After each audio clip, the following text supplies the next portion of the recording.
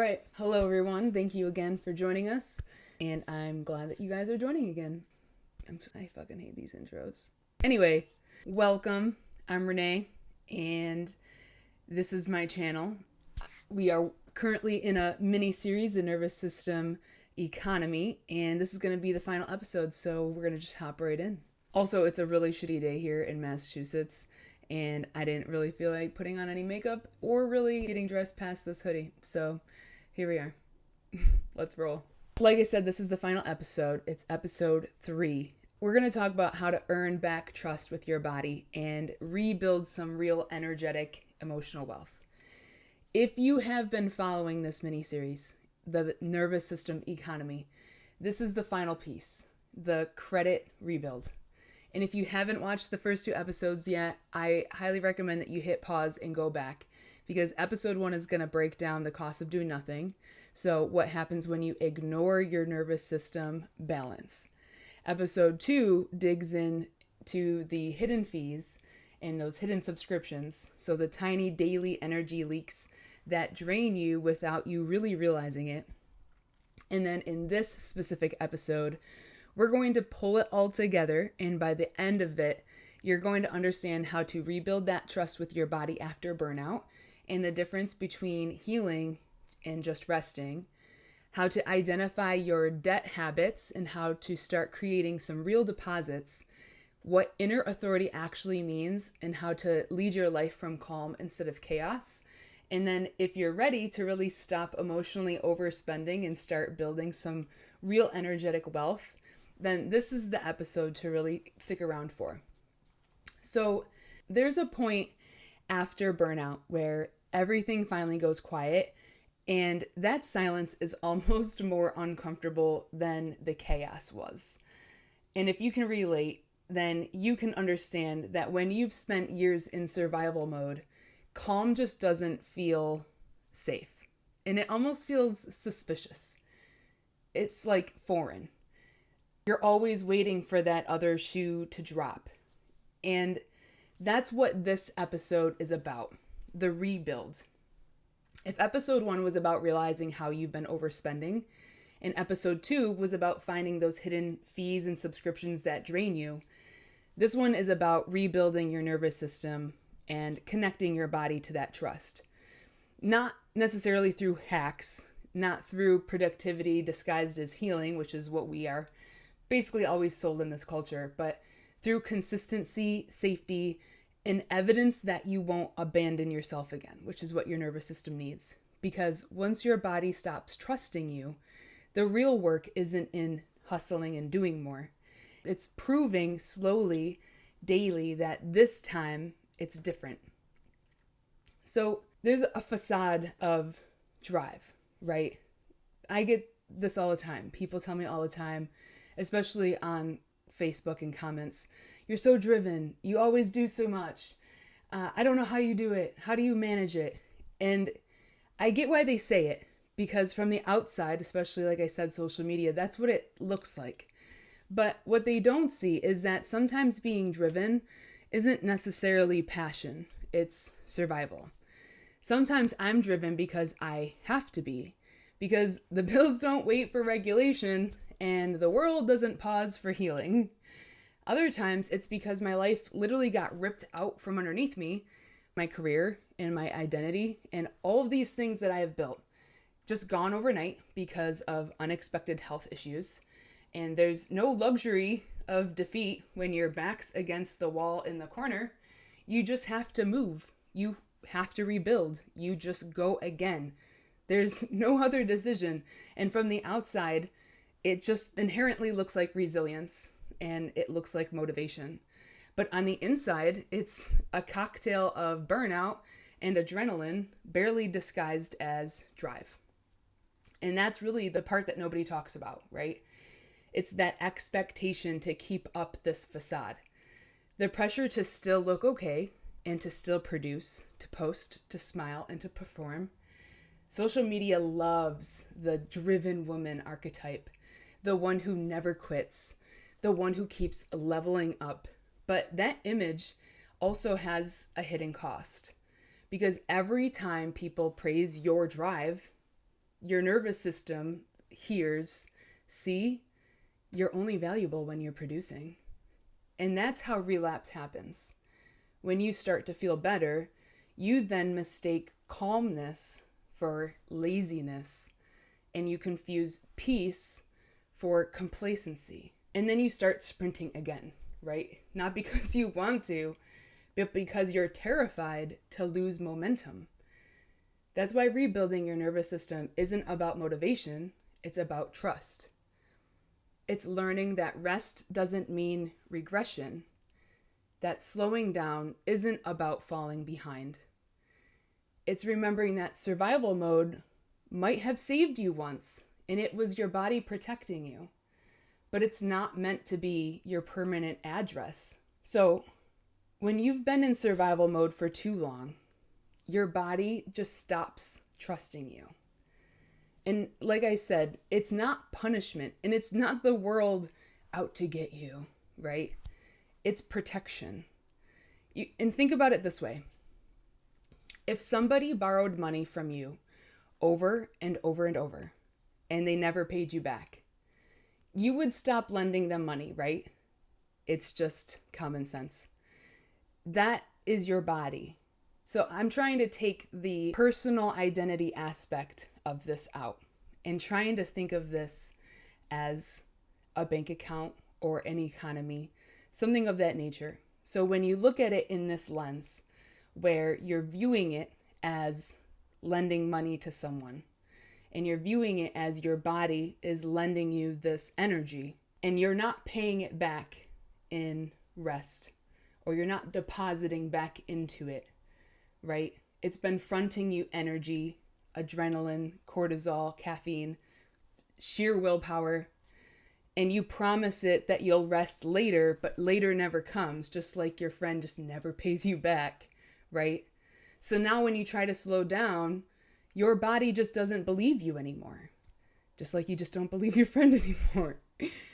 That's why rest feels so uncomfortable. And your mind just races the second that you sit still. That's why peace feels unsafe. You can't rebuild that trust overnight.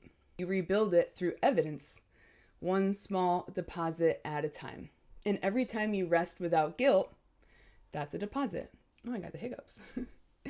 And every time you breathe before reacting, that's a deposit. And every time you feed yourself something real, something healthy, or you sleep before you crash, or you stop saying yes out of guilt, that's a deposit. That's how trust is earned again with your body. And it's repetitive because your nervous system likes repetition. Not through grand gestures, through consistency. Your nervous system doesn't care about motivational speeches or vision boards, which those things can help, right? So if it's in your line of vision, it can help you. There's nothing wrong with that. But it just wants proof that this time you're going to keep your promises. So here's the truth. Every action that you take is either a deposit or a debt. You're either building nervous system wealth or you're spending it, right? And most of us rack up debt without even realizing it because it's disguised as normal. So here are some debt habits. And this is something that you can even do on your own, where you're making a list of things that are personal to you, that you specifically you are indebting yourself in these habits. But these are some examples that you can go off as well. So specifically saying yes when you want to say no. For example, you think you're being easygoing or helpful, but really you're paying other people's energy bills with your own bandwidth. Every time you override your own boundary, your body is literally footing the bill for someone else. Another example would be skipping meals, especially when you joke about it. For example, I can afford to miss a meal or two, right? That's not discipline. It's literally body shaming disguised as productivity. You're not saving time, and you're teaching your nervous system that nourishment is optional. Another one would be ignoring body cues. An example of this would be, I'm still recovering from back surgery from about a year and a half ago. I'm also still learning that in physical therapy, what's a good pain and what's a bad pain feel like. So when I should push and when I should stop. There's a difference between discomfort that builds strength and pain that signals danger. And sometimes that means even telling my PT, hey, this hurts and we should probably change this up. And then there's another difference when he's elbow deep into my glute and I'm trying not to scream and punch him in the nuts, like because it hurts so bad.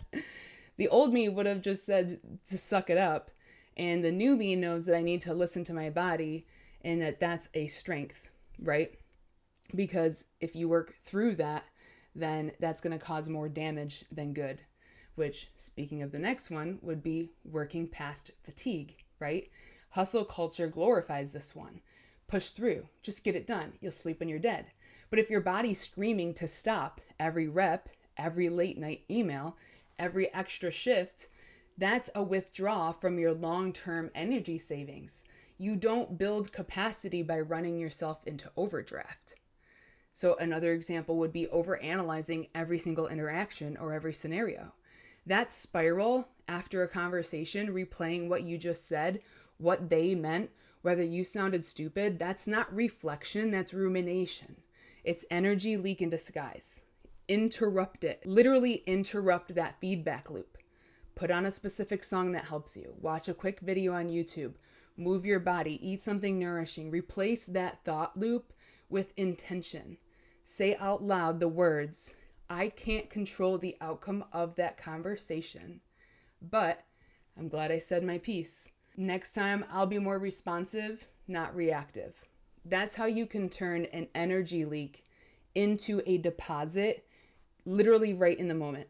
That's something that you can do. Split second, I'm going to take an energy debt into a deposit, which, speaking of deposit habits, here are some examples of some deposit habits that you can write down. And again, you can take these and put them into a specific personal deposit habit that you can then create for yourself.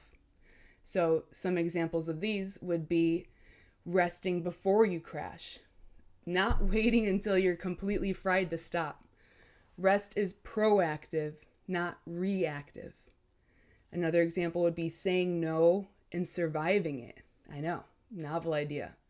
The first time that you do say no and nobody dies, that's nervous system wealth. And the more that you do it, the more repetition that you're giving proof to your nervous system. Eating enough. Not necessarily perfectly, but enough. Meals aren't rewards for productivity. They're deposits into your capacity account. Being honest about your capacity is another one. Literally just saying, I can't right now. That is a complete sentence. No explanation needed. You can literally just say those words. I can't right now. Or I don't want to. I know, it sounds weird, but you're allowed to say, I don't want to, without any explanation. And it's one of the most financially sound things that you can ever say for your nervous system. And then another example would be just letting stillness exist without trying to fix anything. That uncomfortable quiet, that's where regulation can earn some interest. Because healing isn't just what you stopped doing. It's how you redirect your energy. You don't get rich by never spending. You get rich by spending wisely, right? So, this is all about the quiet work. Because quiet work isn't glamorous. It's going to be a little bit of a reflection moment for you guys. It doesn't trend on social media. Nobody claps for what you do in the quiet. But it's the most powerful thing that you will ever do. It's choosing silence when chaos feels familiar. Sometimes it's deleting the apps that spike your heart rate and your nervous system. It's taking your healing offline, not for attention, but integrity. Heaven forbid you don't tell people that you're getting off of social media, right? And that's when you realize you don't need to perform peace in order to have it. You just need to protect it or honor it or whatever choice of words that you want to do. So let's talk about building a calm portfolio. If you've been treating regulation like an emergency response plan, right? It's time to build a portfolio of calm, something that you can basically reference to help you and to get you through some of these times where anxiety might build up or burnout might build up, but then to help you stay regulated for the long term. Think of it as a financial diversification, but for your body, right? You can't rely on just one practice or one habit to keep you balanced. You need multiple sources of regulation. So if one area dips, the others hold you up. One of the sources would be physical deposits. So this would be things like real food, water, stretching, sleep, sunshine, grounding. All of these are physical, actual deposits. The next things could be emotional deposits, boundaries, truth-telling, crying when you need to, because that actually releases cortisol. So, no shame in the game when it comes to crying. Relational deposits is another one. Surrounding yourself with people who regulate you, not drain you. And that doesn't mean that you obviously aren't going to be around people that drain you. That's just not possible, right? You're obviously going to have to be around people that drain you. But to put into your portfolio, you can make an inventory of people that you love to be around. Even if you don't see that person often, you can put that person down where you're like, you know what? I know I don't see them often, but every time I hang out with them, man, I am so energized. I love it. So when you do feel like your account is getting a little more withdrawn than you would like, schedule a nice coffee date, schedule a lunch date, schedule a night out, whatever that might be with that specific person at a place that energizes you so that you can get that little plug-in charge and off with your day, right? Off with your week, whatever it might be. And then some other ones are environmental deposits, things like colored lights, different types of lights, sound, smells you might like, decluttering. Make your space a nervous system ally. And then you have things like spiritual deposits, stillness, faith, surrender, prayer, meditation, whatever might ground you in something that is higher than you. So once you build that, that would be a resource for you as a calm portfolio. And just like investing, consistency beats intensity every single time. There's no reason to be intense, but you do need to be consistent. 5 minutes of presence is worth more than 5 hours of self-abandonment, right? So if you're consistently doing 5-10 minutes of grounding or meditation or things of that nature throughout the week, every single day, it's so much better than you just going hard one day a week and just getting lost in it. Consistency every single day, and you can prove to your nervous system. And that's how you build that emotional, energetic wealth. Not by doing everything all at once, that's overwhelming, but by doing the small things often with intention. So once you've built this consistency, you start to feel something that you probably haven't felt in a long time. We're going to talk about this word authority, right? It can get a little bit of a bad rap. I've been told many a times that I have a problem with authority. But this isn't the loud performative kind of authority. Not the kind that barks orders, micromanages, or proves worth through control. Real authority, inner authority. And authority and control look very similar on the surface, but energetically, they couldn't be more different, right? Control comes from fear. It's rooted in insecurity and the belief that if you don't manage everything, it will just all fall apart.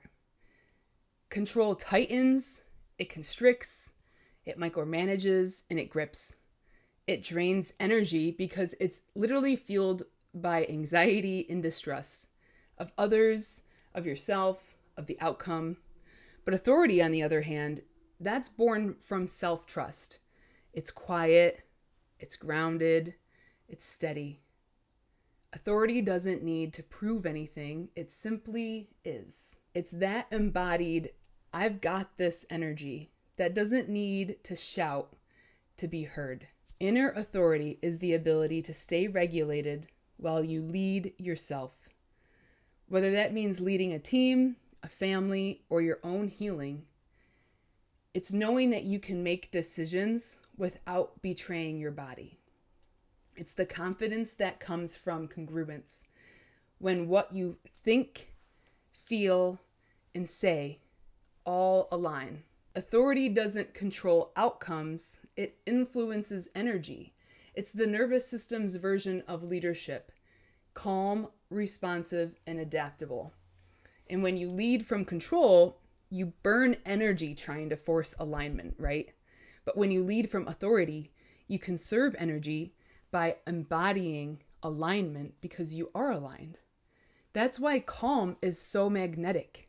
People feel safe around true inner authority because safety isn't in your words, it's in your nervous system. That's the true language of every nervous system.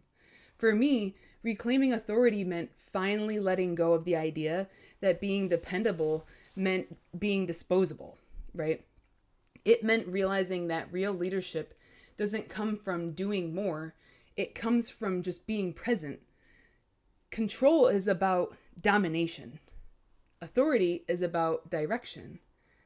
Control says, I will make it happen, while authority says, I will hold space while it unfolds. And that's the difference between surviving your life and leading your life. When you reclaim your inner authority, you stop performing wellness, you stop chasing your worth, and you stop mistaking exhaustion for purpose, because calm doesn't ask for validation. It is the validation. That's the kind of power that doesn't need to prove. It just leads. So here's a second reflection moment that I want to have with you. And this is what I want you to internalize as your new normal. Here's what a rebuild really should feel like. You stop craving chaos, and you stop mistaking anxiety for ambition. You stop apologizing for needing to slow down. And at first, this is going to feel really weird, even wrong, right? Because your nervous system is literally addicted to urgency. It's addicted to it. But eventually, the more you do it, like I said, your nervous system needs repetition, then it starts to click. And you notice that peace isn't boring. It's clarity, it's capacity, it's space. You stop needing constant proof that you're doing enough because you've already proven to your nervous system. You just know. Healing isn't what you post about on social media. It's what you practice when nobody's watching. It's the moments where you choose stillness over scrolling, and presence over performance, and truth over tolerance. That's the new normal. So if you've followed this series from the start, the cost of doing nothing, to the hidden fees, and now to the last one, the emotional credit rebuild, you've basically done an audit of your own nervous system economy. You've seen how much you've spent, how many hidden fees and subscriptions that you have ignored, and how deeply your system has craved the safety and trust. Now comes the part that matters most. Calm isn't something you find. It's something that you build. Regulation isn't an end point. It's a relationship. And wealth, the real kind of wealth, is knowing how to spend your energy intentionally. Your body isn't fighting you. It's been fighting for you this entire time and protecting you. So if you're watching this and a part of you still feels stuck or unmotivated, I want you to know that you are not behind and you're not broken. You're just rebuilding trust. And that takes time. Think of how many years it took to break that trust. Your body doesn't want to survive you anymore. It doesn't want to live in this survival mode. It wants to partner with you. So let this be the moment that you stop hustling for your worth and you start building your wealth. One nervous system deposit at a time. Because peace isn't a prize for working harder. It's the baseline that you were just meant to live from all along. So before I wrap this up, I want to leave you with something practical. If you've been watching this series thinking, shit, I've been emotionally overspending and I didn't even realize it, just start with my nervous system credit score quiz. It's free. It takes less than 2 minutes and it'll show you where your energy balance stands, whether you're in the green, running low, or borrowing from tomorrow's reserves. You'll get a personalized breakdown that helps you see where leaks are and how to start patching them up, because awareness is your first deposit.